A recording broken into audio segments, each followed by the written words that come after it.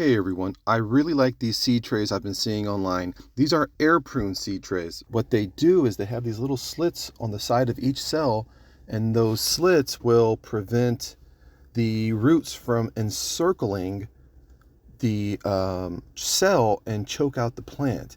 So when the roots are growing around the outside, they'll sense the air in those slits where there's a lack of moisture, and they'll stop, and supposedly they'll help the roots just grow thicker from that point forth. And in case you're wondering, the Windstrip tray is the original. It was developed by a Dutch immigrant named Van Wingerden, and who immigrated to the US in the 1940s. Almost immediately, the family set up businesses growing plants, and they were very successful. And between the 70s and the 90s, they had numerous patents, including the air pruning tray. The Windstrip patent expired, parts of it expired in 2011, and that's why we have other companies like Bootstrap and so forth now developing that. And in fact, they tried to sue some of these smaller manufacturers to prevent them from infringing on Van Wingerden's patent.